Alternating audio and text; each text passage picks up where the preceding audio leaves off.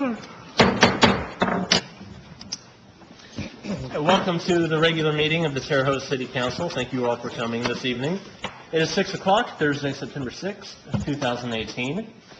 We begin each of our meetings with a moment of silence in the Pledge of Allegiance. Tonight, that will be led by Councilman Garrison. And on a side note, it is Councilman Garrison's birthday.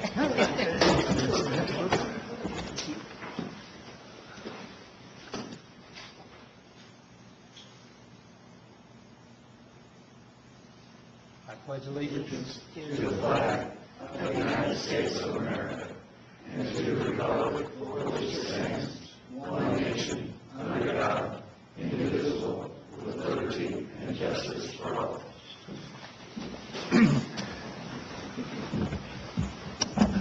Roll call, please, Michelle. Councilperson Aller. Present. Councilperson Azar. Present. Councilperson Crossen. Present. Councilperson DeBon. Here. Councilperson Elliott. Here. Councilperson Garrison. Here. Councilperson Morris. Here. Councilperson Nasser. Present. Councilperson Nation. Here. All are here. Thank you, Michelle. At this time, we give 30 minutes of time for public comment for items that are not on the agenda for tonight's meeting. The agendas are up front up here next to Mr. Taylor. So at this time, if anyone would like to address the council, please step forward and do so. Please give your name and address for the record, and please try and keep your comments to about 3 minutes if you can. My name is Donald Hyde. I live at 1411 Poplar Street, Terre Haute, Indiana. As I've already spoken last 2 times, the cover of the air, the water, now it's time to move on to the next 2 subjects. And the next 2 are the more complicated ones, the ones that the city council and the mayor are most involved in. In fact, I would go as far as to say it's most of your jobs. Basically, it's food. The problem with food, it's very complicated because you have to talk about the production of the food, the sale of the food. You got to determine how people get the food, and that basically is their ability to earn money. How much money they earn, how much food they can buy, what quality they can buy. And then there are people that don't have the ability to get jobs. In other words, the children and the very elderly, at which time there's both federal and state laws as well as morals that even I back up, where you don't let them starve to death. In other words, the government is supposed to do something for the truly needy. All of that has to do with food. Now, scientifically speaking, we're dropping the ball on food because we're allowing things to be added to the food. I don't care who buys it. I don't care who produces it. That we don't know how it affects the food. But yet over a 20 and 30-year period of time, 2 things have happened to this nation and this city that's just boomed. And that's diabetes, number 2. Now, when I was a child, I had a few friends that had diabetes 1. But it was really rare. Not just 1, but I mean, diabetes wasn't common. Now, all of a sudden, I'm stuck with diabetes number 2. Now, I have done nothing. I can't say I've done nothing. I have consumed some sugar. I'll not deny that. Most people have. But there must be something going on in our foods. And I bring this up as a question because I'm not accusing anybody of anything. That's the problem. We don't know why the diabetes problem has gotten big. But it affects us. And that goes with the food. I've already covered water. And so we don't want Flint, what happened Flint, happen here. And it's not. We've got good water. And we're paying for it. I've covered the sewer problem. But again, you have an overwhelming number of problems with our city in the last 40 years that also affects the food. And I'll tell you why. We have paved ground in parking lots all over the place, private and public. And we keep paving them. And then once the business quits or whatever, they still remain parking lots. Well, the problem is, if you want to grow food, you got to be able to plant the food. And there's a lot of land and a lot of acreage that literally goes to waste, all of which affects the price of food and the ability to produce food. Now, the other problem, and this is the last comment I'll make, but I'm saying all this for you to think about this, because every one of these things I mentioned, you have power to do something about. I don't care what party you're a member of. But you got to know what's going on. The other thing, like I said, the food comes down to this. You got to have a job. And there's where two main problems that this board has all kinds of power to do something about. In fact, I would go as far as to say that if I was a questioning person, I'd say you're making the problem worse, not better. Let's go, first of all, with the job possibilities. I understand that, and one of the problems you are dealing with is getting businesses to locate here, because if the businesses locate here, that increases taxes, but more importantly, that gives people jobs. I'm all for that. I know you don't believe me, but I am. However, you got to balance that out with the other equation. The unspoken thing that is going on in this city and in this state, and as far as I'm concerned, in this nation, is for the last 20, 25 years, especially the last 15 years, horribly, since the Great Recession began, is we are making it harder and harder for people to go out and apply for any job at all.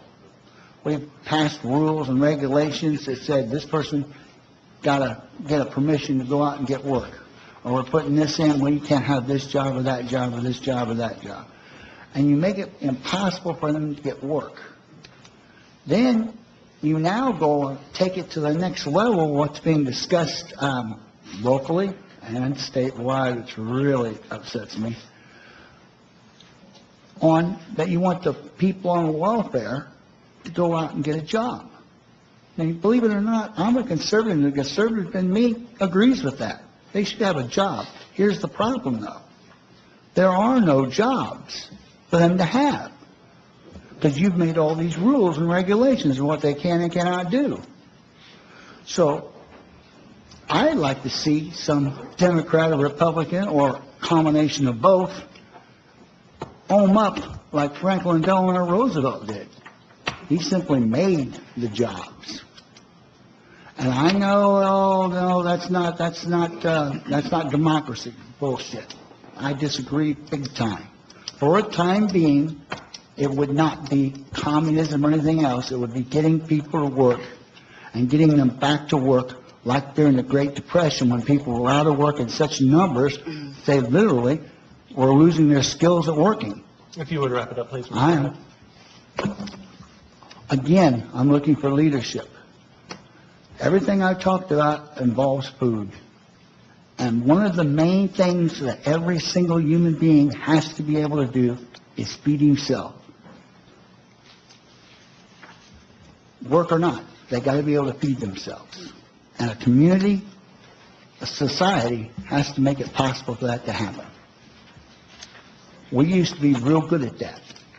Terre Haute was a place where you could live and live comfortably on very little income. The rent wasn't high. The price of food wasn't high. I lived here then. And now it's getting harder and harder and more expensive to live here. And that gets into the pocketbook.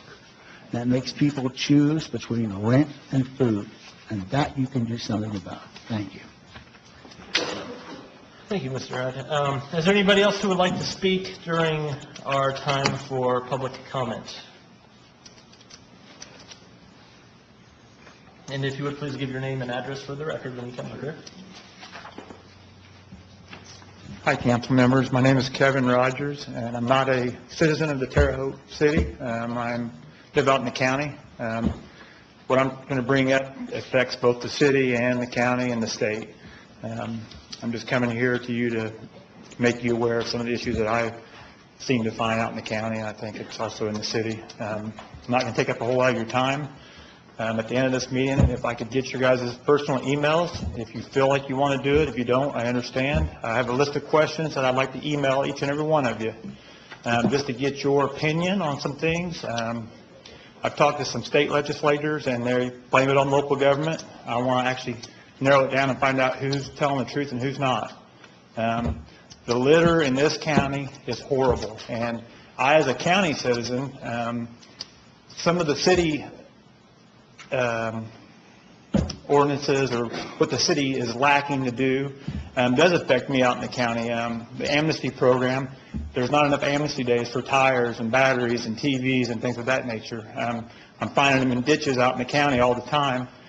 In the county, we're not allowed to access a 311 system like they can in the city. I call and report a TV, 2 TVs, 3 tires in a ditch. The county code enforcement says I'll send an officer out there, which I understand. Your code enforcement officers are also very understaffed. Not laying blame anywhere. But out in the county, the code enforcement officer comes and gives a citation to the landowner. Even though they know the landowner didn't dump the stuff on his own property. It's a system that needs to be looked at, both from the code enforcement. It also has to be looked at a way of, we've got to create a revenue source to incentivize people to go out and pick up this stuff. And I'm not talking about starting a whole new, hiring road workers and county road people and stuff. I'm talking about there's already nonprofits out there picking up trash for free. If we can somehow build a community involvement to where we can build a revenue source of some kind, I'm not talking about a tax. I mean, maybe it's talking to local merchants and stuff and trying to get them involved in for them to give back some of their profit, to get us out there and pick it up, give the nonprofits something to, some money in their pocket. Our system is broke as far as litter in the state, and I do realize the tax or the property tax cap from several years ago has hamstringed you guys on lots of things. And so we just got to be creative. Like I said, I'm not going to take up any more of your time. Well, I do want to address the mayor. About 4 years ago, Mayor, I cleaned Hallman between Fruit Ridge and 46, and the news wanted to come out and do a story on it, very short snippet, and then they came and ambushed you at your office, and you didn't really have time to prepare at all, and that was not my goal at all. I do think it's going to take effort on your part also, or whoever the new mayor will be here for too much longer, to also be creative and come up with leadership. Your response then was, and like I said, you were ambushed, but you said, well, it's winter time and a lot of litter gets thrown out, and as soon as the people start doing yard work, they'll get picked up. Well, my response to you is that whole south side is nothing but woods, and it never gets picked up. So I'm not pointing fingers at you, I'm not pointing fingers at anybody individually. Citizens are also responsible for this, either the people that are littering or even people like me who, don't want to pay a little bit extra on maybe a bottle deposit that the state will have to pass, or, that would probably never happen. But there are things we can do. We just got to stop being greedy. Government needs to stop being greedy. Citizens need to stop being greedy and stepping up and taking care of the earth. This is not just a Republican or Democrat issue. This is an economic issue. Who wants to come here and live when you see filth all over the streets? And this is also an environmental issue. I mean, our earth deserves better. So after the meeting, if I can get your emails, I would like to send these questions to you electronically. Kevin, you can get all of our email addresses online on the city website, and after the meeting, I can show you exactly where that is if you'd like. Okay, that'd be fine. Okay. I appreciate the time. Sure. Hey, Kevin, another thing too, the mayor and I are on the Solid Waste District Board, and if you'll address that, Mayor, and tell him, Well, there's e-pickup, electronics pickup. They have certain locations throughout counties where people can bring stuff, but of course, a lot of them don't. They just dump it off. And I agree 100% with you. There's a big problem with that. But there's efforts that are being made. And I want you to go to the Solid Waste District website also and see what they post throughout the year on Yes, we have, and it's not a convenient system, and I think Carib actually had a dumpster at his house at one time, didn't you? I was told, and everything in the world was getting dumped in it. well, and also then they come and pick it at night. Yeah. And you So- throw everything so out, so. Instead of just saying, well, that's not an option because it didn't work, let's think about, and my suggestion is, and me and Karen even talked about this, and I think me and Kurt even talked about this, There's a way of setting these dumpsters strategically in the, in the city. My suggestion, and probably never go over with the fire department union, but they're there, they're manned, 24 hours a day. The city could pay to have a fence built around a dumpster, open that thing up 8 to 4, maybe just do it on Saturdays, but make it every Saturday. Put it on the news, say, we've got this. There's more we can do on the amnesty too, but I also understand that you have made the effort, but people are lazy. Well, People are lazy. yeah, and that's a big Plain and problem. simple. Yeah, But- you're right. But we also have to make it a little more convenient also, because let's face it, most of these people are driving their kids to 3 and 4 soccer matches, this and that. It needs to be more often and more strategically placed throughout the city. That's in addressing what you had said. Sure. Okay. Right. Mr. President, members of the council, Mayor Duke Bennett, first of all, I would say thank you for helping pick up. That's awesome. We'd love to have more people doing that. I think there's a couple things that are really important for you to know specifically, and for the rest of the council. I was going to mention the solid waste district component. We do a tremendous amount of work through that, and so, we're not able to pick up TVs in the city anymore, but we're able to take them to the solid waste district building, all through any time during the day, and then she has special hours on the weekends periodically. We also pick up tires. We have a dumpster just for tires at the street department, so we pick up tires every day. I've got a crew out every single day of the week picking up trash, every single day. I personally, last Saturday morning, picked up 30 mattresses myself and 2 or 3 tires. I went out and helped because we didn't get the list completed. We do about 80 pickups from 311, and those are all called in. Yes, some people don't call them in. I get that, but we've picked up more trash. I mean, in the last cleanup, we had 62 tons of trash we picked up in our last cleanup in the spring. 62 tons in 4 hours. And so, and I believe you, but my point is, we are working at that, but there isn't a lot of money. We've lost $106 million in tax caps since 2009. So there isn't a lot of money to do more, but we're already doing more than what a lot of people are. It is a personal responsibility. We've written 654 tickets in the last 12 months, and we've collected $7,000 in fines because you're not going to collect a lot. It costs us more than that just to write the tickets. So that's not the answer, writing tickets. It's picking up the trash is the answer. So I appreciate what you're doing, and we just need to get more people like you to be motivated and helpful. I've offered through your website, bags, gloves, pickers. I'll buy all of that, and we'll even come out and get the bags of trash if I know what day you're doing it on. I think that's offering a lot too, even though you're not a resident of the city. It's fine. We're all part of the county. We're all part of this community. And so I wanted you guys to know too that we do a lot, and all you have to do is just get a hold of me, and I'll be helpful in any way I possibly can, because I hear you. And I want to clarify what I said before was that when winter's over, that's when all the trash is out there, because we don't pick it up over the winter. My prisoners and the other crew members that we have, I don't send them out in sub-zero temperature picking up trash. So in the spring, That was 4 years ago. I know. Now it's out there all the time. Well, we do the same thing. We're out 5 days a week. We do the best we can to pick up what we can. And if people call in on 311, we target those areas immediately. Usually within a day or two, we clean those areas up. So just FYI, that's all. So thank you for what you're doing. How can you guys build a community involvement more? Make it a partnership, It's got to be a partnership. I don't think that the government workers can handle this problem. It is so. No, it takes immense volunteers. out there Mhm. that it can't be. Well, I have 2 churches, the Remnant Church and up there at 8th Avenue, or 19th and 8th Avenue. I can't think of their name right this second. The Rock. They volunteer every other month to go out. I had them clean up Farrington Grove recently, and the Remnant Church is ready to do another one. I'm going to speak to them next Sunday about it. They come out and they do a tremendous amount of work, and then I have a crew follow them on a Saturday, when sometimes it's me. We go out and we pick up all those bags when they're done.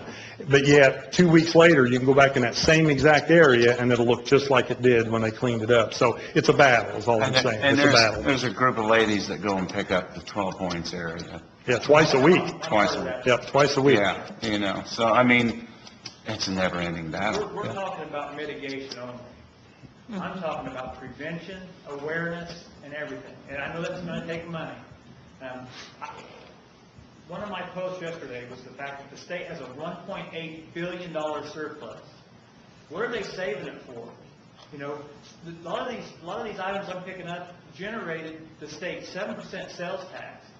Are they giving that money back to our local governments at all? That's where you guys need to petition to our state leaders and say, listen, some of the money you've had came from our county. Our citizens paid that 7%.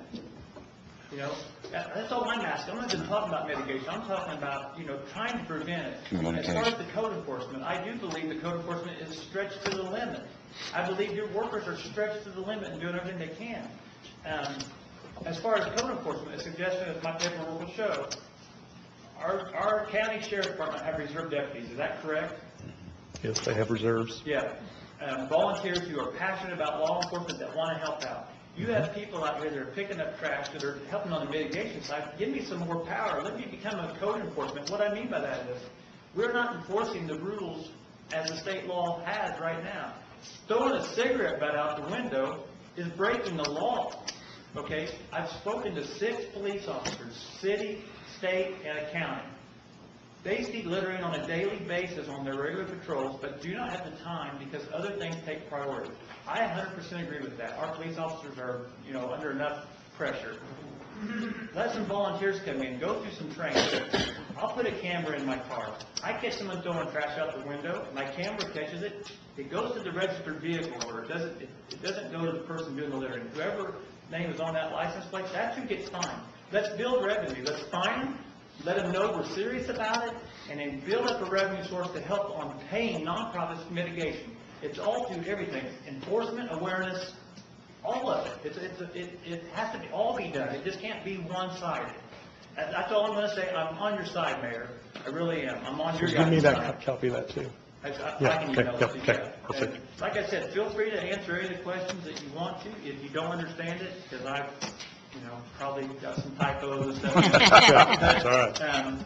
Feel free to answer. I just want to see where you guys stand, because the same letter is going to go to the county council, and then the same letter is going to be going to the state officials. Okay? Thank you. Thank you. Appreciate it. Thank you, Kevin. Thank you very much.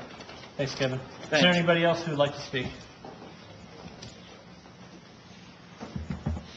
Good evening, Lisa Spence, Terre Haute.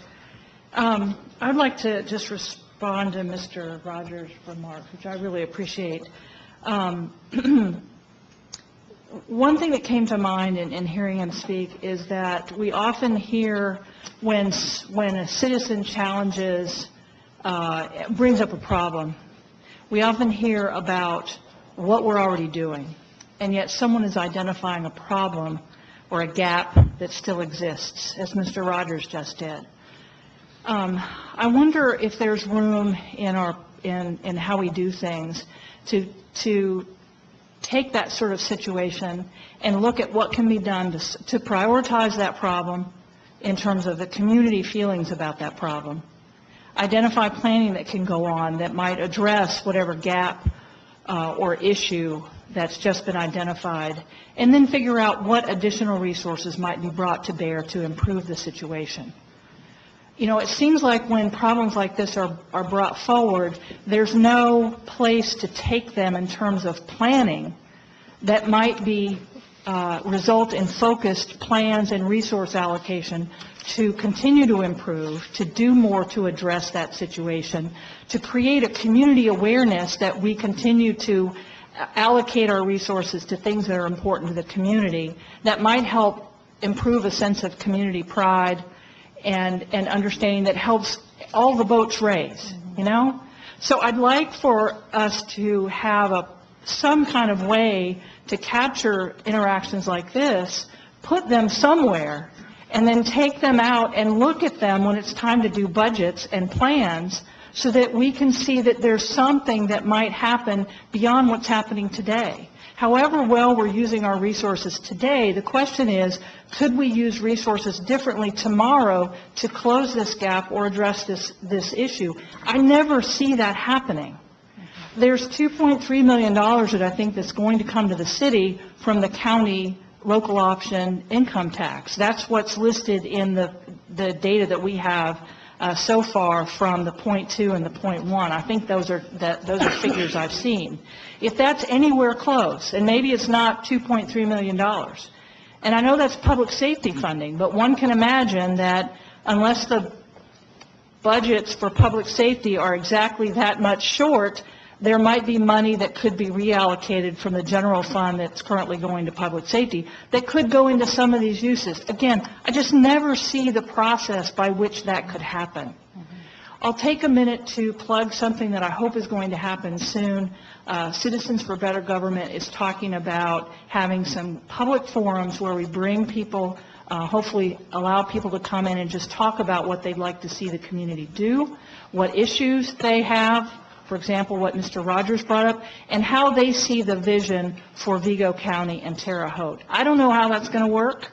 I don't know how many people are going to show up. But as we identify perhaps some threads and themes, I hope we can bring them back to you all that might hit home with some of the things that he said that people feel about the community. And I hope we can start generating some reaction as to where we might allocate either community resources that you all have, or as he said, I think that was a phenomenal suggestion, that we start to look at what the community can contribute to solve some of our problems and improve. And what, as he said, I think, again, he said it brilliantly, what we need is leadership. That's what we need. We may not even need money. What we need is leadership. So hopefully we can do some things soon to bring our leadership together to help with some things like these in creative ways. Thanks. Thank you so much for your comments. Thank you, Lisa. Is there anybody else who would like to speak at this time? Mr. President, Yes, Councilman can I Nation. just ask a question that I think the answer might add to this conversation? When is the next community cleanup? The 29th of September. Okay, so there's the spring one, and then the fall one. This is Keep Terre Haute Beautiful. So it's at the end of this month. Okay, thank you. I yield. Bob Murray, 540 Wagon Wheel. I guess this shows my ignorance of the process, but I know you have a public hearing earlier, proposed 2019 budget. How can you have a public hearing when the public doesn't know what the 2019 budget is? Is that published someplace? On the Gateway website, it's on our website. Is it? Yep. Okay. It's there for several weeks. Thank you. That's what I want to know. Thank you. All right, at this time, would anybody else like to speak? Okay, we'll end public comment, and we'll move on to the next item. Corrections of the journal. There are none. Communication from the mayor. There is none. Reports from city officials.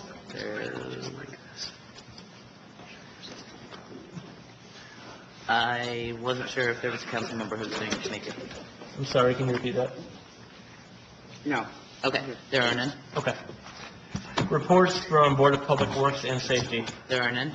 Reports from standing committees. There are none. Reports from non-standing committees. There are none. Items previously tabled. There are none. Tax abatements for confirmation. Resolution 10, 2018, designating an area commonly identified as 501 South Airport Street, Terre Haute, Indiana, as an economic revitalization area for the purpose of a 10-year personal property tax abatement, JWS machine. This is for confirmation. Petitioner. Good evening, Mr. President, members of the council. My name is Lou Britton. I'm representing the petitioner. Also here this evening is the president of the petitioner. This is a abatement for JWS machine, which we talked about at your last meeting. Since that meeting, we have obtained approval from the Board of Public Works of the standard agreement that we require all abatement applicants to execute with the Board of Works. We have also obtained approval from the Airport Authority of the abatement since it's in their TIF area. Notice of this meeting has been published, and it's before you this evening for final action. As you may recall, this is a project which should generate an additional,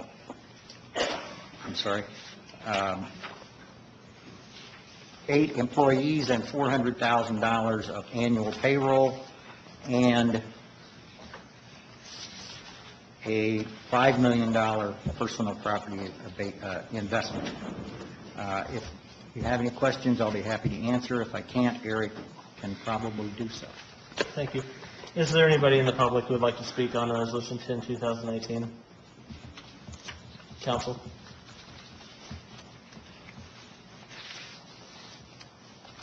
Mr. President, Councilman Nation. as I said last time we talked about this, I had the opportunity to go out and tour this facility last time they were through for a tax abatement. I appreciate the investment that they continue to make in our community, and if there's no further discussion, I move that we confirm Resolution Number 10, 2018. Second. It has been moved to confirm Resolution 10, 2018 by Councilman Nation, seconded by Councilman Garrison. All those in favor, say aye. Aye. Opposed? All right, passes. Thank you very much. Thank you. Next, items on second reading. There are none. Items on first reading. Appropriation 8, 2018, $2,200 from edit number 0404 to 0096 to demo of unsafe buildings, number 432018. Petitioner. I'm Dean Branson. I'm with the Department of Redevelopment, and this is a collection of a small expenditure out of edit that we were reimbursed by the owner for, and we'd like to have that returned to our regular edit budget. Is there anybody in the audience who would like to speak on Appropriation 8, 2018? Council. Mr. President. Councilman Nation. Dean, thank you for the hard work that you do. I know that you do a lot with a little, and this is part of giving you back some of that money so you can do more. Just to expedite this, I move that we vote on appropriation number 8, 2018. Second. It has been moved by Councilman Nation that we take action on Appropriation 8, 2018, seconded by Councilwoman Aller. All those in favor, please say aye. Aye. All opposed? Okay, we can take action on that tonight. Mr. President, Councilman Nation. I move that we approve appropriation number 8, 2018. Second. It has been moved by Councilman Nation to approve Appropriation 8, 2018, seconded by Councilwoman Crossan. All those in favor, say aye. Aye. Opposed? All right, passes. Thank you. Thanks again, Dean. Next item. General Ordinance 6, 2018, amending City Code Chapter 8, specific maximum speeds, Miller Drive. Petitioner. I guess I'll be the petitioner. Okay, Councilwoman Aller. I don't know if anybody here is from Miller Drive. I informed them all to be here, but I was approached by some of the residents that live along Miller Drive. It's about a 2-block radius with a cul-de-sac. You wouldn't think that people could exceed speeds through there, but I got a lot of complaints that it was happening. I think a lot of it might be because of Margaret Avenue having construction. People can't get through down, not familiar where they go, so they can get through, so they were speeding through there. So I was approached by some of the people that live down the road that they'd like to have a speed limit sign. That time I went to city engineer, and he got a speed limit sign. At that point in time, back when all the speed limits were set, it was set at 30 miles per hour. So that's a little fast for a 2-block and a cul-de-sac. So this is what this is change the speed limit from 30 down to 25 to make it safe right through that cul-de-sac back through there. And as far as I know, all the citizens along the block were good with it. I talked to Chuck Ennis earlier, and he said that his office didn't have any problems with it. If you have any questions, I'd be glad to try to answer them for you. Is there anybody in the audience who would like to speak on General Ordinance 6, 2018? Yes, my name is Donald Hyde. I would like to speak on this for sure. I know where this is, and I happen to agree with the people that live there. I don't know what morons drive through there, but they're driving a little too fast for even me, and I'm a liberal, dang it. I can't believe they drive as fast as they do, and they also are not very careful the way they drive. I disagree with 25 miles an hour. I prefer it drop down to 20 miles an hour. There's way too many kids, and it's close to 2 schools. There's no excuse for the way they behave. Thank you. Thank you. Would anybody else Councilwoman Aller.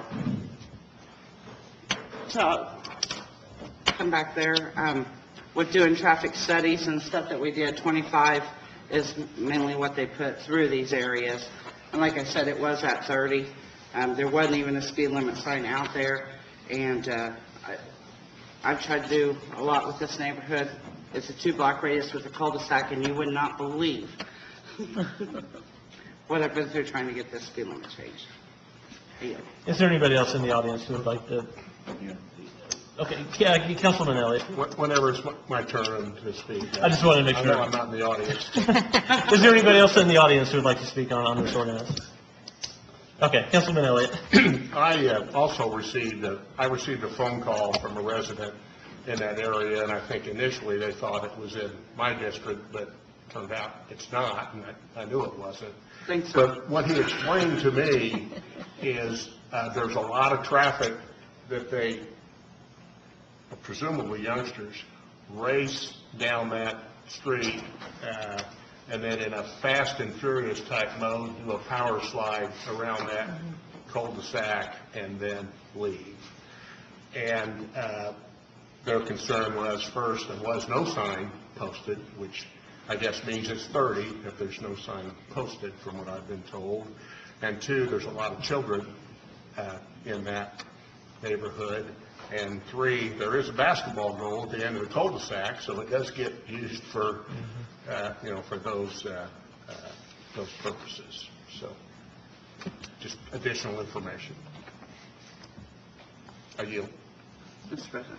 Councilwoman Elliott. And just to touch on that, I know, and I'm still waiting and working with city legal on the dumpsters, because there's a couple dumpsters down there blocking around the cul-de-sac and the basketball goal, so I'm trying to work on getting all that corrected too in there. I yield. Councilman Nestor. Mr. President, if there's no other comments or questions, I make a motion that we take action on General Ordinance 6, 2018. Second. It has been moved by Councilman Nestor that we take action on General Ordinance 6, 2018 this evening, and seconded by Councilwoman Aller. All those in favor, please say aye. Aye. Opposed? All right, we can take action on that tonight. Mr. President, Councilman Nestor. if there's no other discussion, I make a motion that we approve General Ordinance 6, 2018. Second. It has been moved by Councilman Nestor, seconded by Councilwoman Aller, that we approve General Ordinance 6, 2018. All those in favor, please say aye. Aye. Opposed? Passes. Next item, please. Special Ordinance 10, 2018, rezoning the property located at 3349 and 3367 East Margaret Drive. Area planning gave favorable with conditions recommendation. Petitioner. Good evening, Mr. President, fellow members of the council. My name is Richard Shagley. I'm with the law firm Wright, Shagley & Lowry, and tonight I'm here on behalf of the petitioner, James Stufflebeam. Mr. Stufflebeam is wanting to rezone his property from an open district, which was the original, to what is now, he'd like to be R2 for some residential purposes. There are currently duplexes on this property. There are a total of 4 duplexes. Last night, area plan, they gave a favorable recommendation. Also, last night, they approved a subdivision, which breaks this down in now 4 pieces. Part of the reason for this is for some estate planning for Mr. Stufflebeam, and obviously, too, that it is residential. I'd be happy to answer any questions you may have. You've probably driven by this, as I have, thousands of times. They've been here for a while, but again, if you have any questions, I'd be happy to answer. Thank you. Is there anybody in the audience who would like to speak on Special Ordinance 10, 2018? Yeah, I got a question, Mr. Donald Hyde again. Basic question, I have no clue as to where this is. Could this council or the person speaking for the people give us an exact idea of what they're talking about and where it is and where they're planning on building more houses? Here's Margaret Avenue. Right here is Fruit Ridge. You got the overpass, I-70. Oh, my God, I know where it is now. You've driven by there 1,000 times. Okay. Thank you. Is there anybody else who would like to speak on this? Council. Just one question. Sure. And we're just correcting the zoning classification, basically, right? Well, when they were built, it was an open area, there wasn't any zoning. So now, Put the duplexes on. Yeah. Yeah. I get it. Councilwoman Aller. Mr. President, Yes. if there's no further questions, I move that we vote on Special Ordinance 10, 2018, as presented. It has been moved by Councilwoman Aller and seconded by Councilman Nasser that we take action on Special Ordinance 10, 2018 this evening. Those in favor, please say aye. Aye. Opposed? All right, action can now be taken on that this evening. Mr. President, Councilwoman Aller. if there's no further questions, I move that we approve Special Ordinance 10, 2018, as presented. It has been moved by Councilwoman Aller, seconded by Councilman Nasser, that we approve Special Ordinance 10, 2018 as presented. Those in favor, please say aye. Aye. Opposed? Passes. thank you very much. Thank you. Next item, please. Can we go back to the Miller Street real quick? Yep. Could you stipulate that they have to bring back the Christmas lights? Just a simple request. But if you could do that, that'd be great. We're already having traffic problems. Yeah, well, slow down traffic. Next item, please. Special Ordinance 29, 2018, vacating a portion of an east-west public alley located north of Park Street, south of Crawford Street, east of 9th Street, and west of 10th Street. No problems were noted. Petitioner. Mr. President, members of the council, my name is Lou Britton. Before I forget, boy, Neil knows how to spend his birthday, doesn't he? Oh, my friend. Just, just doesn't get any better than this. My name is Lou Britton. I'm representing the petitioner, Myrtlewood LLC. Myrtlewood is a farm implement dealer that was incorporated 5 years ago. And they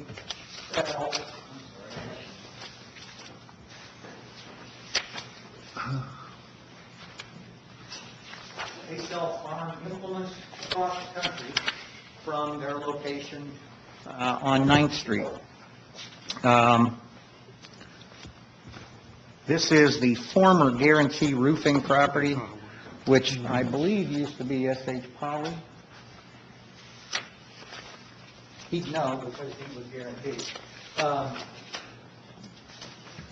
The first picture here shows the property which is owned by the petitioner.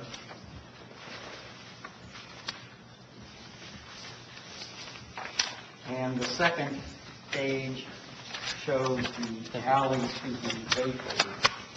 As you can see, the petitioner owns some property on both sides of the alley, but not the entire length of the alley. Myrtlewood is hoping, Myrtlewood, by the way, has 11 employees. They're hoping that, at the present time, the property, which is located right on Crawford there, the 3 lots, are used as a parking area for customers of the business. As you can see, the building itself occupies nearly the whole tract, so customers that are coming to see or purchase equipment will park in that parking area across the alley there. They are hopeful that vacating this alley will allow them to expand their operation and bring more dollars from other parts of the country by the sale of their equipment to Terre Haute, Indiana. As I understand it, there have been no objections filed by any of the local, the engineering department, fire department, or the other agencies of the city. If there are any questions, I'll be happy to answer. If I can't, Mr. Goodwin can fill us in. Thank you. Is there anybody in the audience who would like to speak on Special Ordinance 29, 2018? Go ahead and step on up.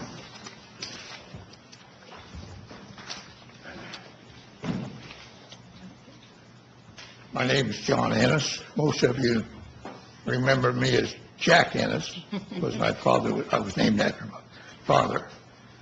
We own Guarantee Roofing. We bought that building from the S.H. Pauli Company in 1964, and we were there till we sold the building, and I retired in 2012. I talked to Lou Britton about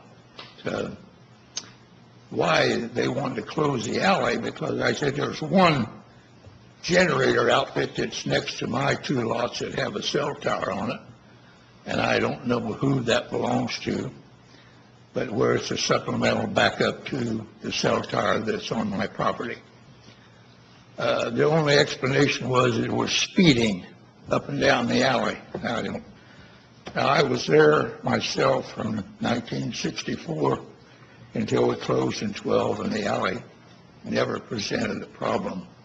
Speeding, we sometimes had kids come around and spray a little graffiti on the block building there, but anyway, I didn't feel the answer I got was really totally satisfactory. It doesn't affect my cell tower occupants because they do have access from Crawford Street.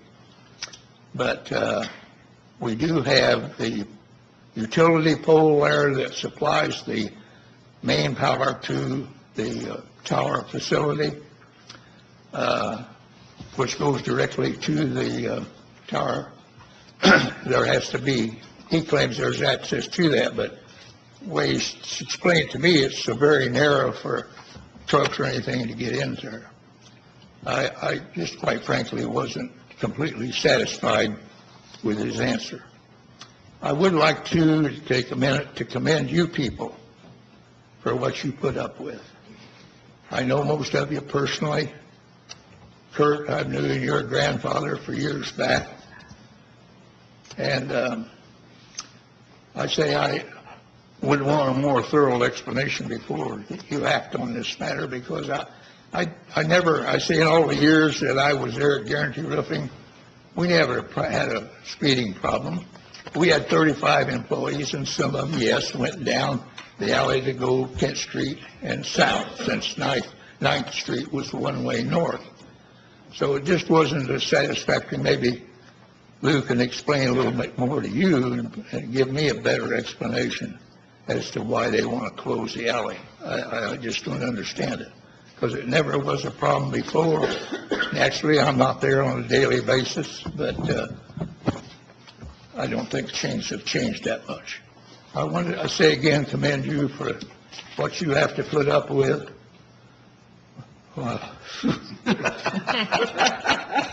You all deserve a medal. Thank you very much. Hope Jack's not referring to me. Oh, I'm sorry. I know. Well, I like the board, I hope, will ask the gentleman exactly why they need the alley closed, because I agree with him. I don't really there's a lot of traffic going that way, yet it has a purpose. Now, again, just because something isn't used every day or at once a month doesn't mean that there won't come a time when they're going to need to put some equipment. The city will have to put equipment in there or something to be repaired. And you got to be able to get there. If they pave it up or make it impossible to get to those things, I think they ought to prove that there is legitimately no problem here. And I don't see that's the problem if you got a main poles there that have to be repaired every once in a while. We have storms all the time. Storms come along out of the blue and they knock down our power lines all the time. And I myself live at Poplar Street. I've had my lights knocked out 2 summers in a row by storms where they knocked down the power lines. Now, all it has to do is have something happen to that box, and then all of a sudden they have trouble getting in there. How long we're going to have to do without electricity because they can't get to the problem to fix it? It's something I hope you guys ask and get clarified. Thank you. Is there anybody else in the public who would like to speak? Counsel. Where do you want to address those? Yeah, concerns? if I may. Well, first of all, I hope Jack wasn't referring to me as the thing you have to put up with. But, He was. could be, probably deserved. I think, first of all, I want to point out that part of the vacation process requires that notice of these proceedings be sent to all property owners. That's how Mr. Ennis was made aware of these proceedings. So presumably the company that owns this odd-looking little building next to the cell tower that building is not on Mr. Ennis's property. Mr. Ennis's property, if you look at the drawing here, well, it's probably easier to see on the drawing of what Myrtlewood owns. Myrtlewood owns the first 3 lots, Mr. Ennis owns the next 2. There's a cell tower facility on that lot. Then there's a facility located next to that, which is owned by an out-of-state internet company of some kind, which connects to the facility located at 13th and Washington underground. Nobody's real sure what it is, but there it is. And we haven't heard any objection from those folks. With regard to the utility poles and the loss of power, as you know, any vacation has to be made subject to all existing utilities. And the description of the vacated alley in this case clearly provides that it is subject to all existing utilities. So if somebody needs to get in there and work on a utility pole, they can do that. In addition, we have no objection from the engineering department regarding this. We have no objection from the fire department regarding this. They're all notified of vacations also. In terms of their specific plans, at the current time, they load out semi-trucks from this facility on a daily basis. They have no dock. They have no real good place to put a dock. They also receive 15 to 20 full semi-loads of equipment annually. They don't have a loading dock for that equipment. Their hope is that in the future they will use the 3 lots across the street for the construction of a loading dock, and then be able to directly access their building from that loading dock. So I hope that sheds some further light on the reason for the petitioner requesting this abatement. It also, at the present time, presents a bit of a hazard because of the parking on the property that is located across the alley from the facility. As you can see, the building itself is located close to the alley. So customers leaving the business in particular are stepping into that alley from right around the corner of that building, and people traveling up and down that alley at relatively decent rates of speed in order to make a shortcut do present something of a hazard to those customers trying to cross the alley. So if there are any questions, I'll be happy to answer.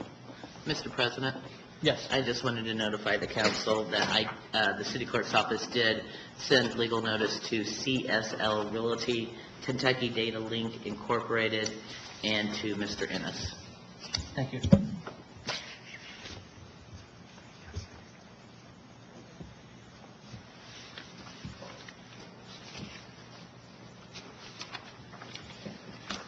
If there is no motion to act this evening, I apologize, is somebody? You might want to hold off for about 20 seconds. Okay, sure.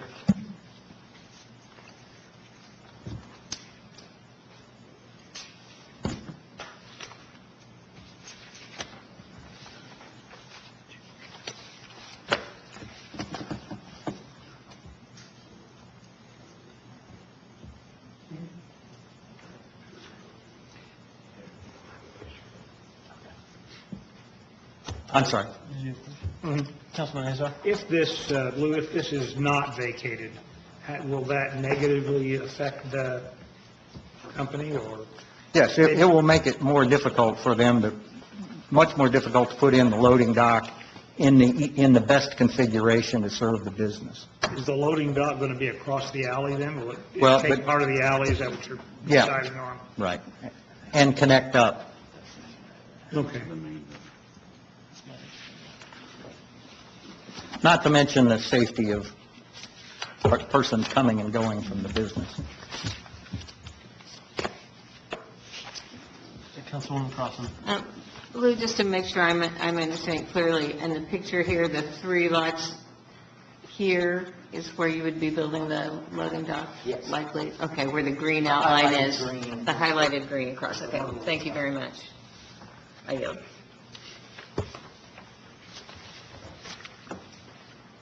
Councilman Elliott. Yeah, certainly these things are new to me as a first termer on council, but I just wonder, is an alley ever partially vacated? That's a possibility? And they have to go through and make sure that the trash, the utilities and everything is okay, everybody signs off. But I mean, so if it was vacated, just the section that's between the properties that they already own, and stop the vacation there, just go so far east from 9th Street to the end of that third lot, that's a possibility. Thank you. Are you? Mr. President, Yes. I can, or Mr. Felling can, think we should just clarify if the council, I'm not saying you will, but would desire to amend it to just a partial vacation, we may need to get departmental recommendations again. There's always, we generally try to avoid dead-end alleys because of issues with turnarounds. So if you would only partially vacate an alley, you'd have a dead-end alleyway with no ability to turn around. So a new recommendation may be necessary from engineering and fire both. I would suggest it. I don't know that it would change their opinion, but it does change considerably, I think, how they look at it. I'm just stating. All I wanted to know today is if that's a possibility, because that tells me what I want to know today. But the property owners,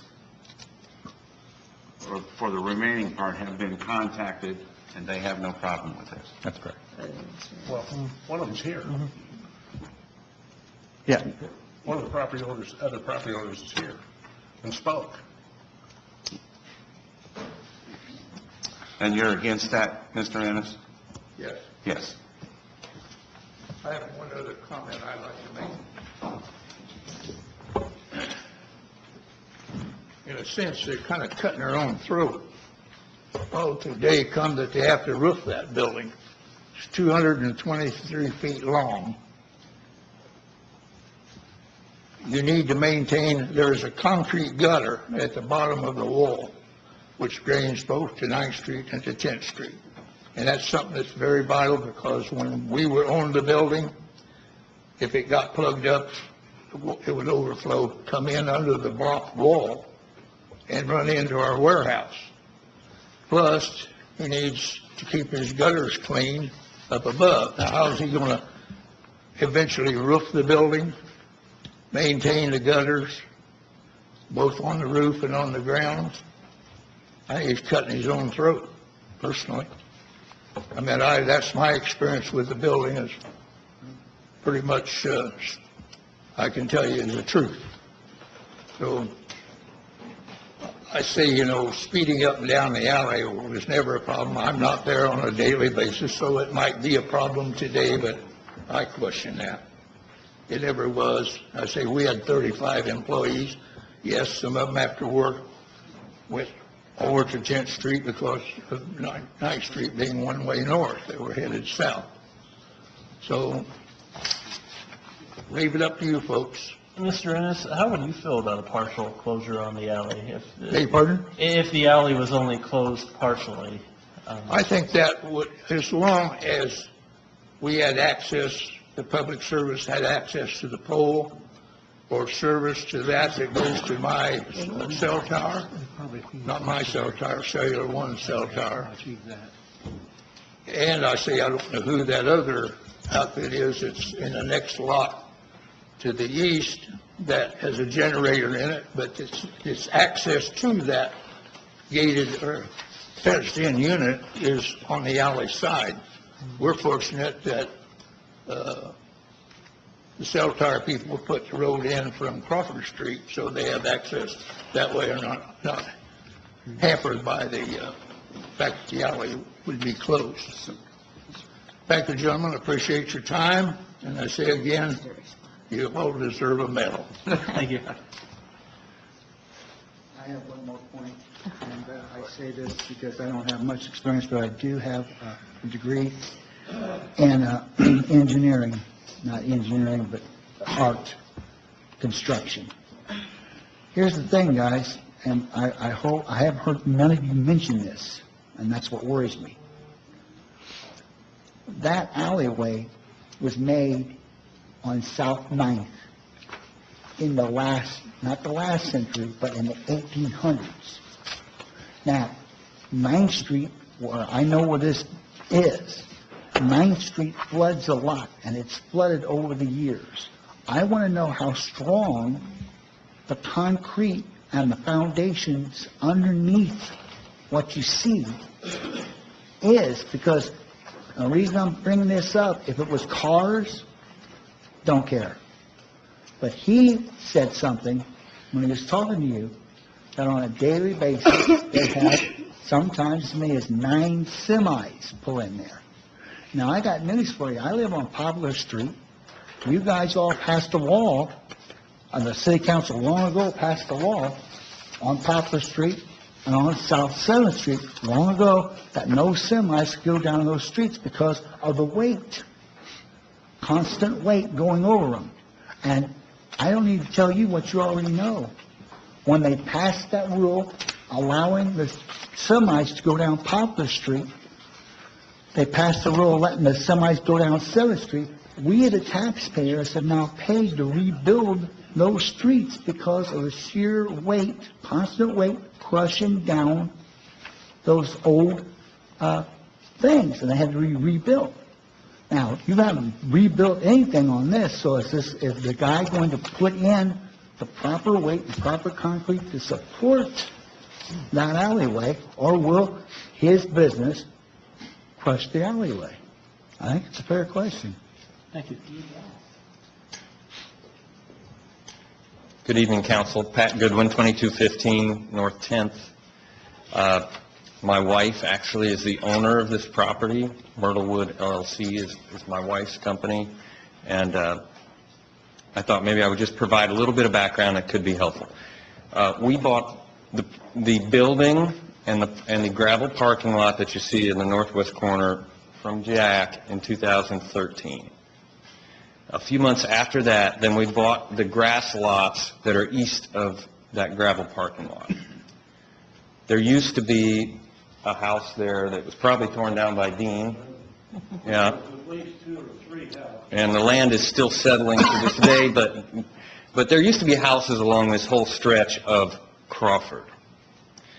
At this point, the only people that have frontage on this alley are our company, Jack's property, which is the cell tower, which has access from Crawford, and then this other, some type of underground utility that owns that next chunk.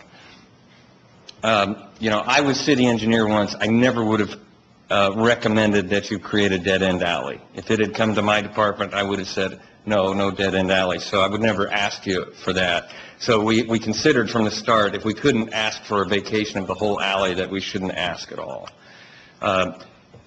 My thing is that no one actually is damaged by the closing of the alley. The people that are using the alley right now are people trying to shortcut.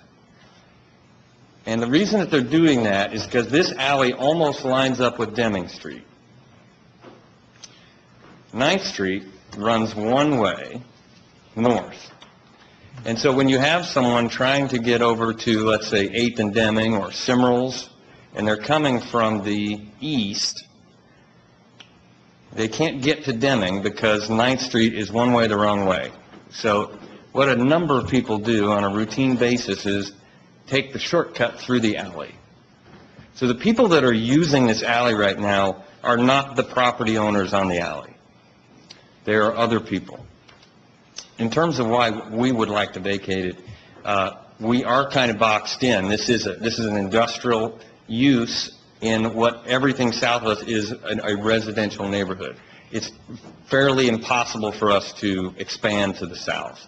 The business is growing, and we need to add a loading dock. We're getting to the point where we're receiving and shipping so often that a loading dock would greatly enhance our operations, and we'd like to connect that onto the north side of the building. Well, obviously, there's no way to do that without closing this alley. Without the loading dock, we get to a point where we're very limited. Right now, we actually have to load out some trucks on 9th Street. So the hope is that we'll have a Crawford Street entrance eventually that will make it easier for people to get to our business since they can't come down 9th Street from downtown, and that we'll also have a loading dock on that side of the building. I'm not comfortable doing that with an alley that lays between our pieces of property, because it's just, frankly, it's unsafe. And if you'd like to come and pay a visit, I can show you that the potholes that have developed are not potholes that develop when people are driving 5 or 10 miles an hour. They're potholes that develop when people race down the alley at full speed. And I'm just hoping the city never comes and smooths the alley, because right now there's some nice big potholes that do slow people down some.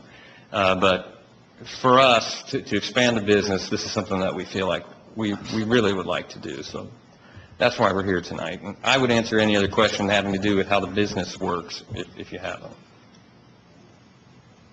Counsel? I have a couple questions. And I understand, Pat, about the partial vacation and a dead end when you're talking about possibly having property owners that would be affected by a dead end alley. From what it looks like to me here, if you did a partial vacation, it doesn't affect really any residential at all. It would solve the speeding problem because they can't go very far if it's already blocked. And it would give Mr. Ennis access to his tower. What I'm concerned with, I would like to see an opinion on a partial vacation. And if we're told that that really is not the way to go, then that's great, fine. But right now, without knowing whether we can do it and still satisfy your needs, and I'm not trying to not be able to let your company expand, that's what we want to do. But if we can satisfy everybody by a partial vacation and it will work, then I think we should look into that. And that's just my opinion on that. Maybe try and get... Do you think we could get an answer for next week before we even vote on something like this? All right, then let me just state that if anybody would make a motion to act on this tonight, I won't know, so that'll kill it. And then we'll have to have something next week. So, because we have to have a unanimous decision in order to vote. So my suggestion is that we get someone, I would assume Mr. Engineering would be here to give us their professional opinion, nothing against you, Mr. Goodwin, on what they suggest for this particular vacation. And if they say, no, you shouldn't do it, so be it, then I'm going to hopefully listen to their recommendation. But I think that gives everybody the opportunity to be heard. It gives Mr. Goodwin the opportunity to hopefully do what he needs to do, and Mr. Ennis his opportunity to access his tower. That's just my suggestion. Councilwoman Crossen. Yeah, I just wanted to ask for clarification. It's my understanding, Mr. Ennis, that your property is accessible on Crawford Street. Is that correct? Okay. The service, the transformer and the tower that serves the tower as a primary service to the cell tower is on the alley. Okay. Which would have to remain because the vacation is... Right, which is already required by law to remain. I have no objections. At 86 years old, I could care less. I don't want to I want him to succeed in this. By the way, we left a loading dock there, a big cement loading dock that we use big forklifts on to unload closed-in vans instead of flatbeds, but we had to go into the trailer with a long concrete ramp going up, so I don't know where that would be. They ought to know that that's available, I'm sure. And just to clarify, that if we don't vote to act on this tonight, that does not mean it's defeated. All it means is we just want to hear another opinion next week, and at that point in time, we'll vote on it. That's my concern, and I just think that gives everybody an opportunity to hear all sides.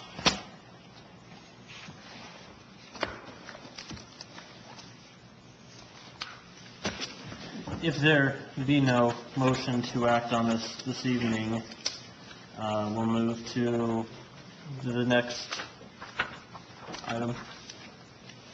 Thank you. Thank you very much. Okay.